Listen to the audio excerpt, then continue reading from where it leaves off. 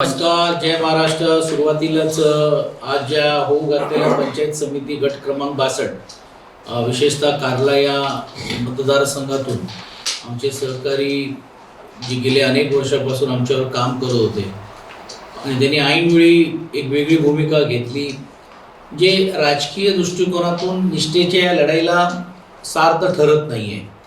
आणि मग ज्यावेळी एक निष्ठावंत कार्यकर्ता, भले ते एका वेगळ्या पक्षामध्ये असेल, पण त्या पक्षाने त्यांना न्याय दिला नाही आणि म्हणून एक बंडाची भूमिका घेत असताना लोकांसाठी हा बंड आहे, लोकांच्या प्रश्नासाठी हा बंड आहे आणि अन्यायाच्या विरुद्ध हा लढा देण्यासाठी अमोल वेगळेजींनी जो पुढाकार घेतलेला आहे.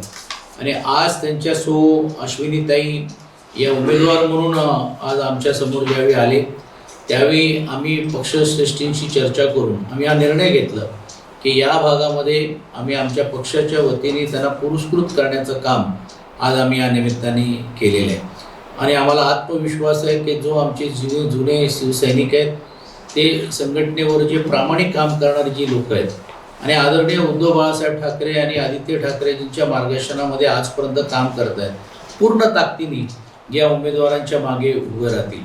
खरं तर अमोलजींनी थोडा उशीर केला, जर अगोदरच आमच्याकडे आले असते तर आमचा चिन्हच घेऊन AB फॉर्म घेऊनच त्यांना ही उमेदवारी आम्ही त्यांना देऊन दिली असती. कारण गेल्या अनेक वर्षापासून अमोलजींना आम्ही एका वेगळ्या भूमिकेतून बघत होतो, पण सामाजिक दृष्टिकोनातून विशेषतः माझा कामगार क्षेत्राशी जास्त संबंध आहे आणि म्हणून कामगारांशी एक वेगळं नाळ असलेला एक कार्यकर्ता म्हणून घेऊन त्यांच्याबद्दल एक बघण्याचा दृष्टिकोन होता आणि बघण्याचा एक सन्मान नेहमी आम्हाला त्यामध्ये त्यांना मिळालेले. आणि मग कामगारांच्या प्रश्नासाठी असेल, कामगारांच्यासाठी वेगवेगळ्या योजना असतील, त्याहीपेक्षा जेवढे महाराष्ट्र शासनाची योजना असतील ते तळागाळातल्या प्रत्येकांपर्यंत पोहोचवण्याचं काम अमोल भाऊंनी खूप यशस्वी रीतीने गेल्या अनेक वर्षापासून केले आहे. आणि तब्बल हजारोच्या संख्येने ही योजना शासनाची त्यांनी पोहोचवण्याचं काम केलेलं आहे.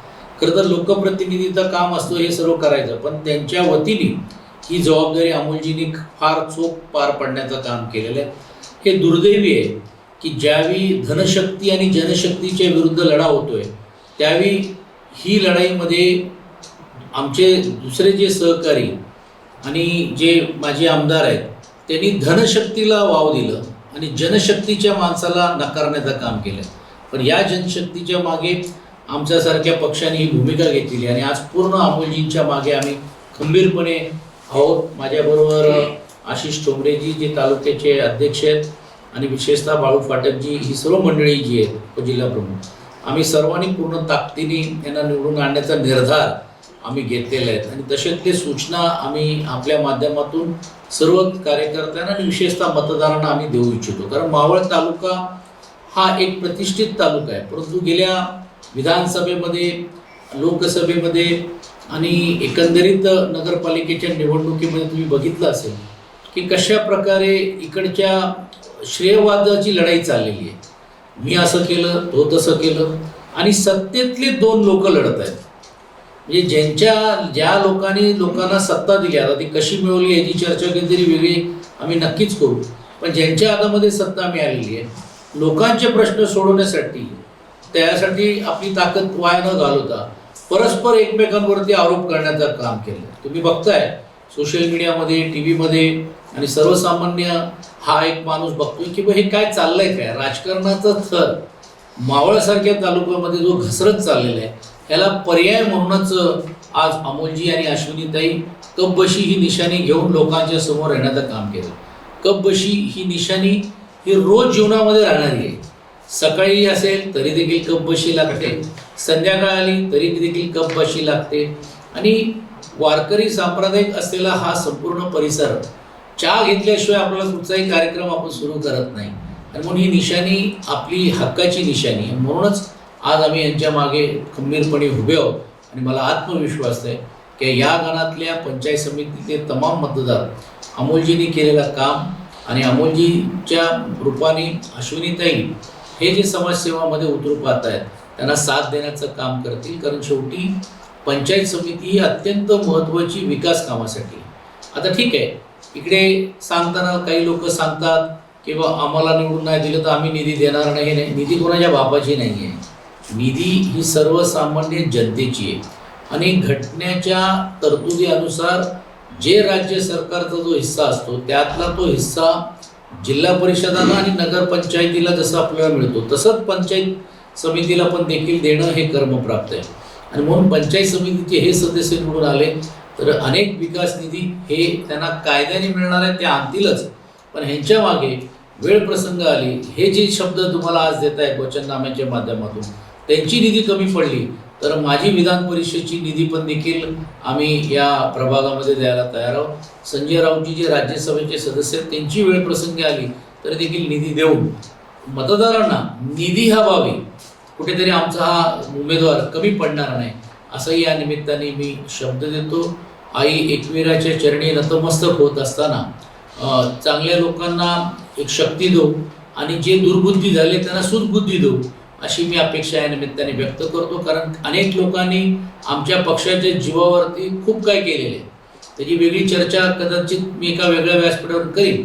पण एवढं पक्षाने दिल्यानंतर पण ज्यांनी पक्ष सोडलं, ज्यांनी पक्षावरच्या पाठी खंजीर खुपसण्याचं काम केलं, मोठमोठे पदं घेऊन पण आज पक्षाला अडचणीच्या कामामध्ये निष्ठेने राहणाऱ्या जो कार्यकर्ता न करता फक्त एका उमेदवारीसाठी जे लाचार होऊन गेले ह्यांनाही देखील धडा शिकवणारी ही निवडणूक आहे असं म्हटलं तर ते अयोग्य होणार नाही.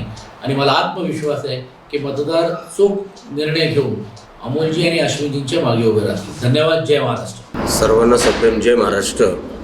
शिवसेना उद्धव बाळासाहेब ठाकरे गटाचे पुरस्कृत उमेदवार अश्विनीताई अमोल भेगडे, पंचायत समिती गण क्रमांक 62 कार्ला यातून आम्ही उमेदवारी त्यांना जाहीर केलेली आहे. या गणाबद्दल बोलायचं म्हणलं तर शिवसेना, राष्ट्रवादी तसेच BJP असे 3 कॅन्डिडेट आहे. काही दिवसापूर्वी आमच्यातील काही फुटीर लोक निघाली आणि त्यांनी दुसऱ्या पक्षात प्रवेश केला.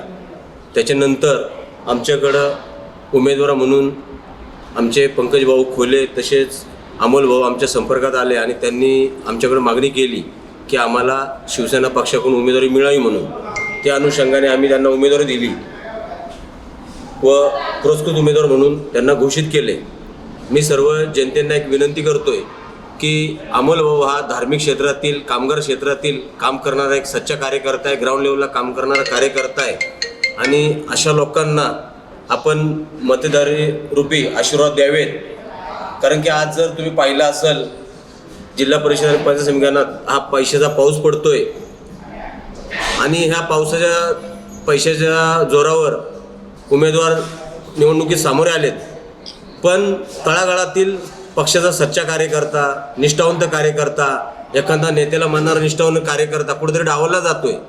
असाच अमोलभाऊ एक डावलून आलेला व्यक्ती आहे आणि ग्राउंड लेवलला काम करणारा व्यक्ती आहे. जर आपण अशा निष्ठावंतांना जर संधी दिली नाही आहे तर इथून पुढं जे लोक पैशा जोरावर राजकारण करतात ते लोकांचं समाजकार्याशी काही देणं घेणं नसणार आहेत. म्हणून मी सर्व जनतेला एक विनंती करतो की बाबा ज्याचं समाजकार्याशी जो निगडीत आहे, ज्याचं ग्राउंड लेवलला काम आहे आणि जो तुमच्या अडीअडचणीला सुखदुःखात वेळ देऊ शकतो, सामील होऊ शकतो, अशा उमेदवारांना निवडून द्या. अशाच आमच्यातले एक उमेदवार एक अमोलभाऊ भेगडे, अश्विनीताई भेगडे या उमेदवार म्हणून तुमच्या समोर येतात. येणाऱ्या 7 तारखेच्या निवडणुकीला मतदार रूपी त्यांना आशीर्वाद द्या आणि भरघोस मतांनी निवडून द्या अशी मी तुमच्याकडून एक अपेक्षा व्यक्त करतो. थांबतो. जय हिंद, जय महाराष्ट्र. धन्यवाद. आज या ठिकाणी कारल्या गणामध्ये श्री अश्विनीताई भेगडे यांच्या रूपाने आज शिवसेना पुरस्कृत आदरणीय सचिन भाऊ आहेर, पुणे जिल्ह्याचे संपर्क प्रमुख यांनी आत्ता थोड्या वेळापूर्वीच आपल्याद्वारे जाहीर केले की आम्ही अश्विनीताई भेगडे यांना शिवसेना पुरस्कृत केलेलं आहे. मी अश्विनीताईबद्दल आणि अमोलभाऊ भेगडेबद्दल बोलेन की अमोलभाऊ भेगडे एक सामाजिक आणि कामगार क्षेत्रात अतिशय चांगलं काम करत आहे आणि मी आमच्या त्या कारल्या गणामध्ये सर्व शिवसैनिकांना या ठिकाणी आव्हान करेन की बाबा अश्विनीताई भेगडे या आपल्या शिवसैनिकडून म्हणून त्यांना उमेदवारी पुरस्कृत केलेली, तर आपण सर्वांनी त्यांना येणाऱ्या 7 तारखेला त्यांच्या 3 नंबरला कपाशीच्या समोर चिन्हासमोरचं बटन दाबून त्यांना बहुमताने आपण या ठिकाणी विजय करायचे आहे. मी सर्व शिवसैनिकांना आणि पदाधिकाऱ्यांना आव्हान करेन की आपल्याला माहिती आहे की आपण आपला जर त्या भागात एक उमेदवार होता, पण काही आपल्याकडं पदं भोगून गेलेले लोक काही तिकडं जाऊन ऐनवेळी पसार झाले आणि प्रवेश केला. पण खऱ्या अर्थाने मी अमोल वेगळे असतील की त्यांनाही भाजपमधून उमेदवारी मिळाल्यामुळं त्यांनी आमच्याकडे या ठिकाणी प्रवेश केला. मी अमोल भाऊ वेगळेचं या ठिकाणी अभिनंदन करेन की बाबा त्यांनी येऊन ऐनवेळी की बाबा शिवसेनेत प्रवेश केला आणि मशाल खांद्यावर घेऊन लढण्याची ताकद दाखवली. या ठिकाणी मी सर्वांना आव्हान करेन की आपल्या पदाधिकाऱ्यांनाही आव्हान करेन की आपण सर्वांनी आपले जे नाते पोते असतील, पदाधिकारी लोक असतील, त्यांना सांगणं आहे की आपला अश्विनीताई भेगडेंना यांना येणाऱ्या 7 तारखेला आपण वोटिंग करायचं आहे. एवढं सांगतो. जय हिंद, जय महाराष्ट्र. नमस्कार, मी सौ अश्विनी अमोल भेगडे. मला शिवसेना उद्धव बाळासाहेब ठाकरे यांच्याकडून पुरस्कृत अपक्ष उमेदवारी मिळाली आहे. माझे चिन्ह कब्बशी आहे. कब्बशी या चिन्हासमोरील बटन दाबून मला प्रचंड बहुमताने विजयी करा. जय महाराष्ट्र.